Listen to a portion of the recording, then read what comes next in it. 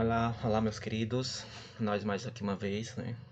A nossa nova modalidade de passar conteúdo para vocês, né? Como a gente falou já, é uma nova forma, uma nova plataforma que a gente vai estar sempre aqui passando para vocês. Espero muito, muito que acabe o mais breve possível para que a gente possa estar em sala de aula. Mas enquanto isso não acontece, a gente vai estar sempre passando o conteúdo. E que bom que a gente ainda encontrou essa plataforma, esse meio de estar sempre passando algo para vocês. Bom, a gente vai para mais um conteúdo, certo? O conteúdo da vez agora é o Dare to be, certo? Que aí a gente vê que a partículazinha to be é o nosso verbo to be, certo?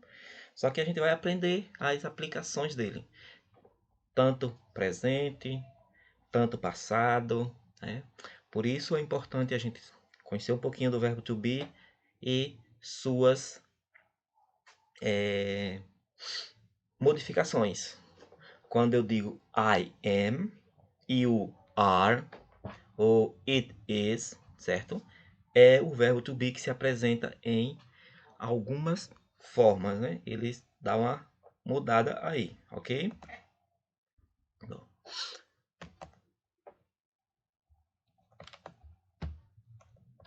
Bom, dare to be ou to be there. Quando a gente traduzir isso aí para nosso português, ele vai dar como haver, né? Então, dare to be é o nosso verbo haver aqui no português. O que acontece? Acontece que esse verbo haver, ele vai ter algumas modificações quando ele aparecer no passado, certo? Ou quando aparecer no futuro. Certo? Estando no presente vai ser sempre o verbo haver.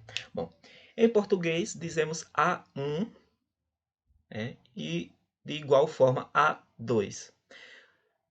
Ou seja, existe um e existem dois.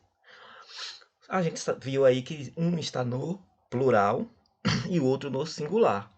Quando eu digo um, singular, dois, plural. Por isso que ele vai mudar. There is e there are, certo? Observe que na língua portuguesa, o verbo haver não sofreu alteração no sentido em que foi empregado. Ao passo que em inglês tem there is and there are. Ou seja, em meu nossa língua nativa, nosso português, eu não vou, tipo, colocar A1 ou A2. Isso aí, quem vai mudar só o número, mas a questão da minha base, tipo, o verbo haver, não vai mudar. Já no nosso português, ou no nosso inglês, desculpa, vai mudar. Tem a parte que eu falo quando eu vou falar de plural e a parte quando eu vou falar de singular, certo? Exemplos. There is one store here, certo? Tipo, há uma loja aqui. Eu estou dizendo que existe uma. Então, quando eu digo que existe uma, é there is, certo? Quando eu falo que tem mais de uma, aí eu vou para usar para meu there are.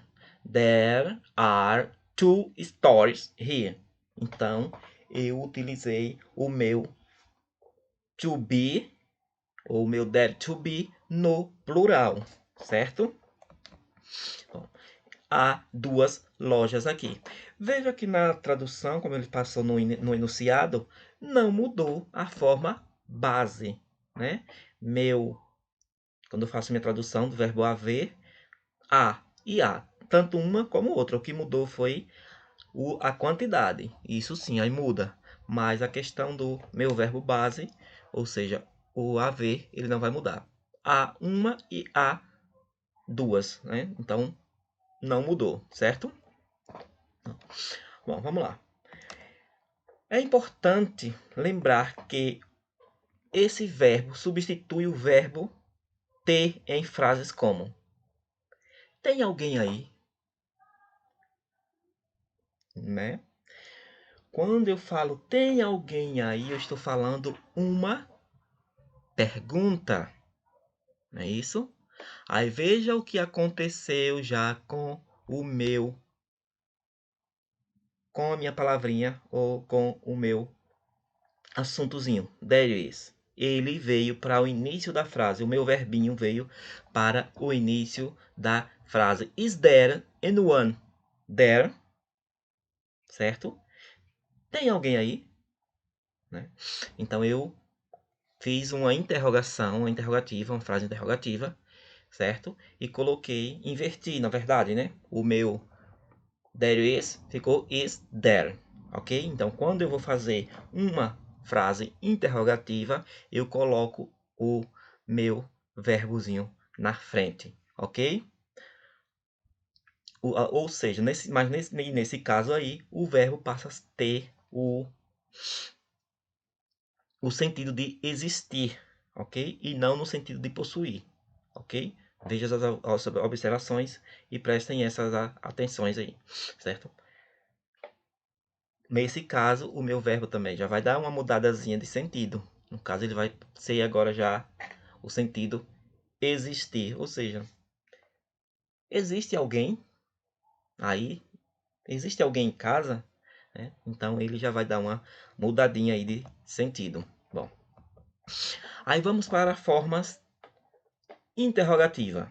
Como eu já disse a vocês, is there e minha interrogação no final, certo?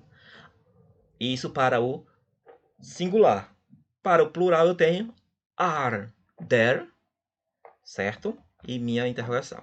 Observe que as formas is e are na forma interrogativa ficam antes do advérbio, ou seja, como eu disse a vocês, né?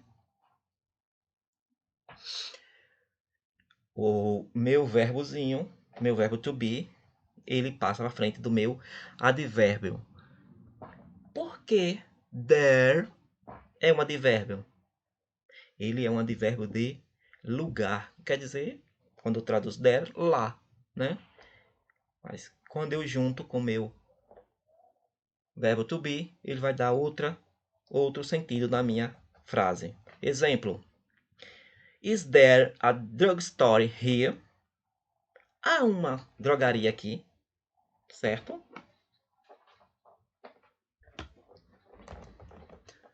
Bom,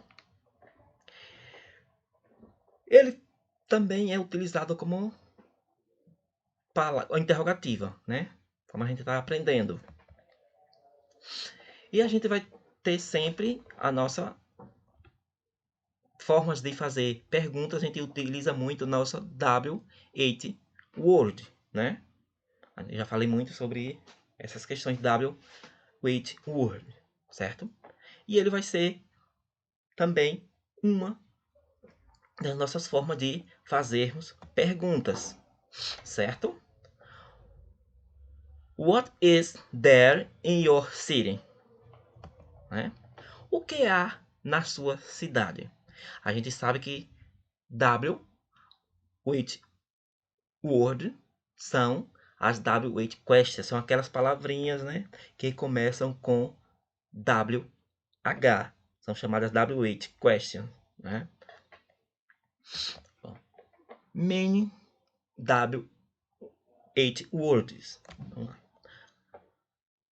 Olha aí, how, né?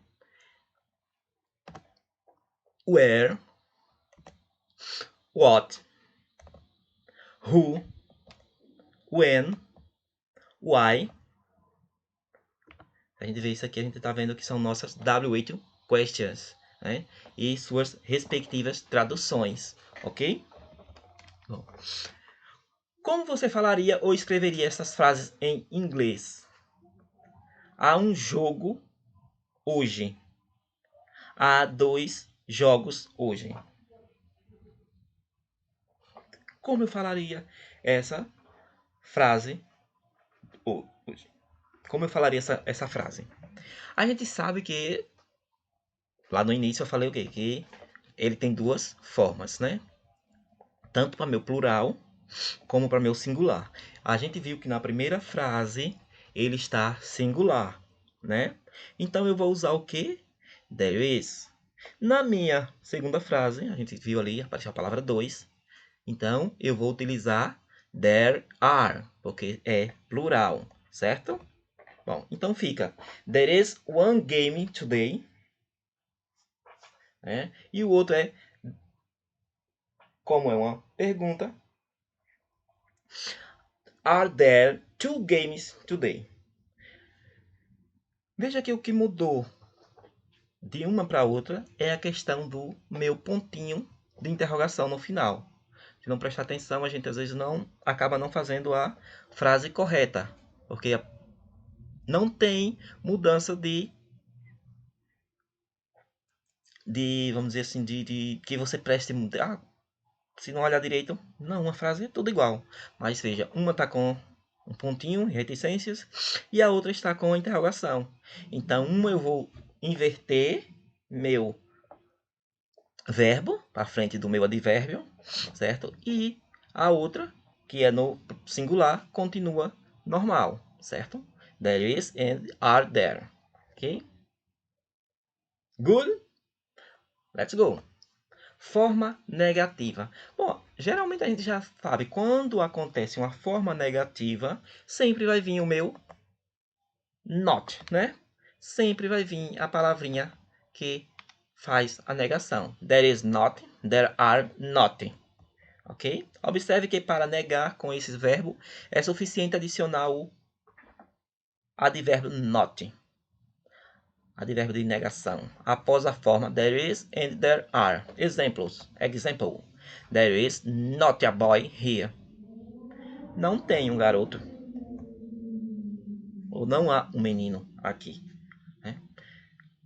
Essa é a minha forma negativa. Sempre depois do meu there is ou do meu there are, eu vou colocar a minha palavrinha not. Ok? Bom, e formas abreviadas. A gente sabe que formas abreviadas são aquelas formazinhas que vem com meu apóstrofo, né? Então, eu vou poder abreviar there is and there are da seguinte forma. There, apóstrofo S, not, não há. E there is not como there isn't, né? Não há e não há. Então, essas são as formas de abreviá-lo negativamente, certo? Uma forma ou outras que vocês usarem vai estar correta, certo? Ou ela a forma normal ou a forma abreviada. Né? There are, aren't, não há. Então, essas são as formas de abreviações, certo?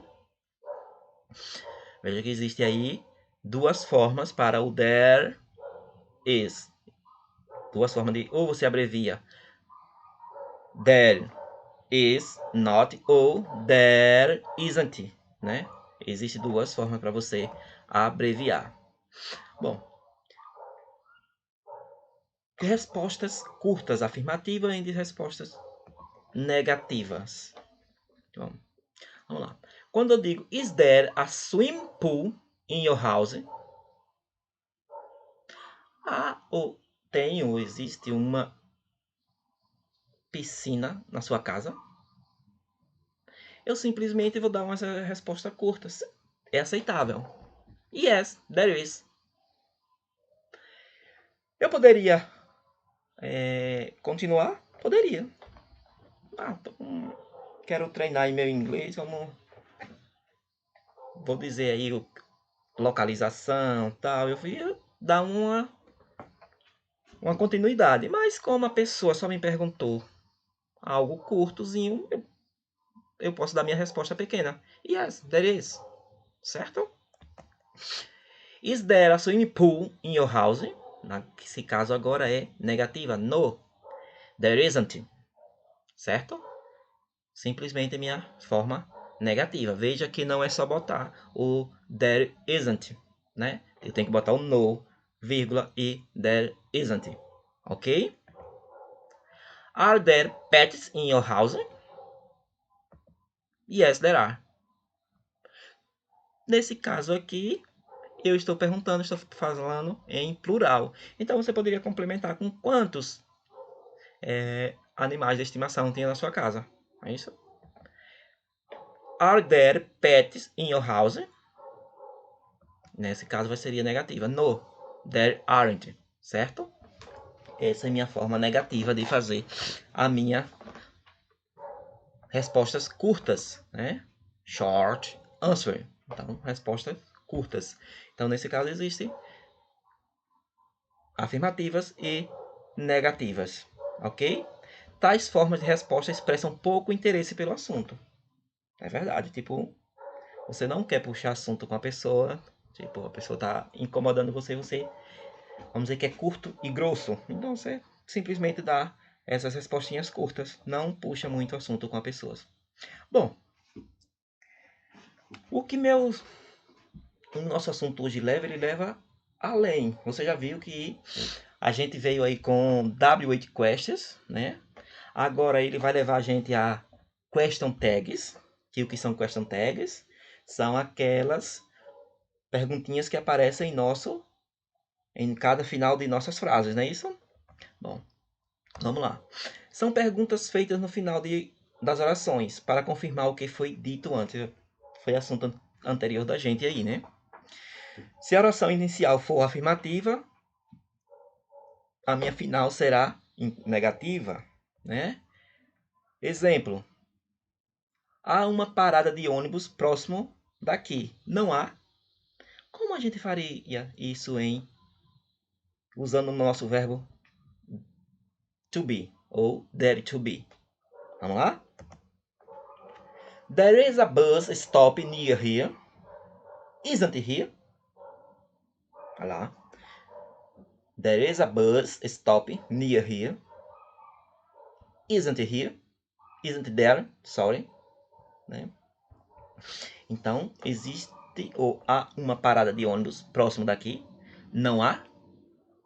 Então, minha primeira pergunta, ela é afirmativa. Minha question tag será negativa. Ou seja, um assunto sempre está levando a outro. Nesse caso aqui, a gente já passou por W8 questions, agora está chegando em question tags, né? Se a oração inicial for negativa, a question tag interrogativa será afirmativa, não é isso? Question tag part 2. Todavia, se a oração inicial for negativa, a tag será apenas interrogativa. Vamos lá. Examples. Não há muitas pessoas nessa festa. Há? There are not many people at the party. Are there? Não há muitas pessoas nessa festa. Há? Então, minha tag lá no final foi positiva, né? É uma interrogativa positiva. A gente tem sempre que estar lembrando dessa questão da interrogação. W8 question, certo?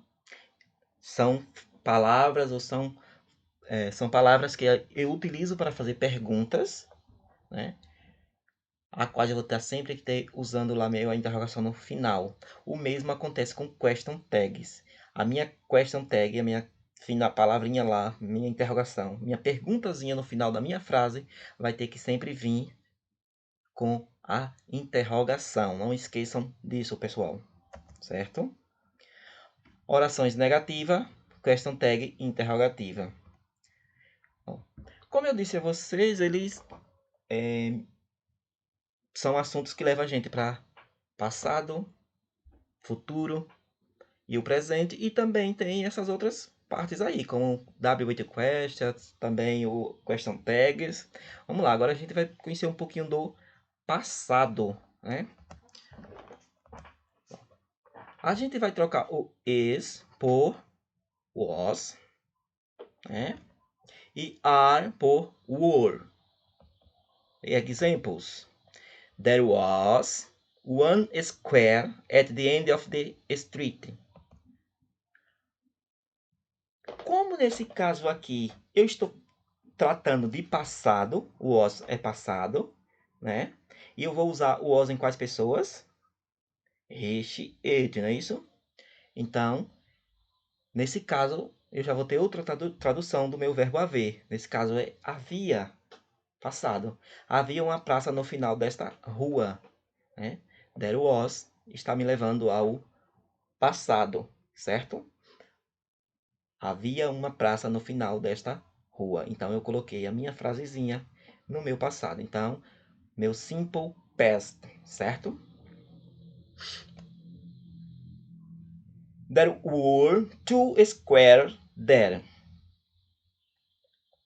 Nesse caso, havia duas praças lá. Veja aqui, como a gente já pegou lá desde o início, que a palavra havia não vai mudar.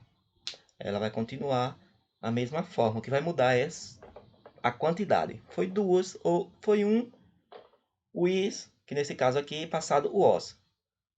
Mais de um, were, que é o passado do verbo are, certo? Bom, formas negativas. Interrogativa e negativa. As formas interrogativa e negativa do verbo haver no passado passam pelo mesmo processo estrutural de suas formas estudada no tempo presente. Ou seja, there was not, certo? E there were not. Negativo singular e negativo plural, ok? Quando eu vou fazer minha interrogativa, eu coloco o was na frente. Eu coloco também o meu were na frente, né? Interrogativa singular e interrogativa plural.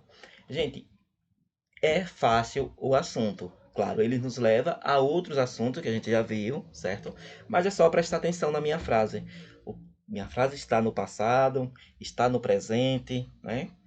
É interrogativa, é negativa. A gente está aprendendo passo a passo aí como fazer cada um dessas situações, ok?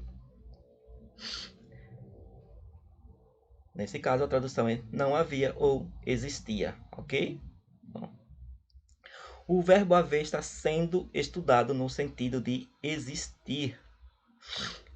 Bom, alguns advérbios de tempo importante que determinam o passado. Yesterday, a gente já viu essas questões de advérbio de tempo. Né? Last week, last year, last month, day before yesterday, 2 days ago. Example, havia muitas pessoas aqui ontem. Como eu faço essa frasezinha para meu? Utilizando meu verbo dare to be, ou minha formação dare to be. A gente já viu que isso aí está no passado, não é isso? Então, muitas pessoas. Muitas, então dá sentido de plural. Então, ao menos o início aí eu já vou saber. Havia, nesse caso aqui é plural, então é there are. Mas como ele está no passado, é there were, não é isso? Que fica there were many people here yesterday, ok? Bom, e aí ele vai também levar a gente, para outro assunto. Veja que vai estar sempre tendo assunto. Agora é quantifiers. O que é quantifiers, teacher? Let's go! São palavras que indicam quantidade do que há em algum espaço físico ou psicológico. Eu acho que já deu aí para pegar de que se tratam, né?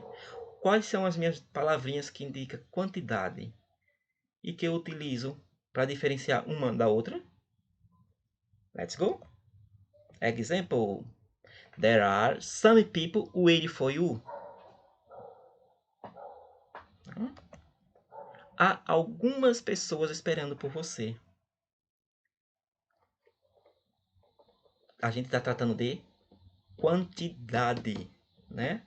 Então, por isso é quantifiers, ok? Bom, a partir de aqui, vocês terão exercícios, certo? São exercícios de leitura, a quais vocês vão ler, vão lendo e vão respondendo todas as questões, certo? A gente tá acho que no slide 17 esse. Acho que vai até o slide 25, certo? E eles serão todos de perguntas. Alguns já vêm com a resposta, claro, mas são textos que tem aqui para vocês lerem, pra gente dar um pouquinho de relaxar um pouquinho, né? Relaxar no sentido de sair um pouco do assunto. Mas para vocês darem uma entendidazinha no assunto, vocês leiam esses textos aqui e vão respondendo as perguntas. Tipo, ainda é a continuidade, keep reading, certo? Aqui serão as perguntas, ok? De que se trata o texto, certo? Aqui mais perguntas, todas sobre os textos, certo? E aqui é sobre o verbo dare to be. Ele vai vir com as respostas assim que vocês forem tocando, mas eu espero que vocês antes, né, tente sempre responder cada um deles antes de fazer as respostas. Aqui a gente vai usar question tags, como eu falei para vocês, como é utilizada a question tags, né? Certo? E assim segue todos os outros slides. Vai estar com as perguntinhas e vai estar com as respostas, assim que vocês for passando, no caso, o vídeo. Mas sempre vocês deem uma parada antes de aparecer aí as respostas para vocês, por favor, para vocês irem fazendo essas questões, certo? Aqui para vocês traduzirem. Se vocês puderem traduzir antes o texto, antes de vocês verem a tradução seguinte, por favor, façam isso, certo? E aqui para vocês fazerem ela em passar para o inglês, certo? Cada frasezinha dessa aqui vocês passam ela para o inglês, ok?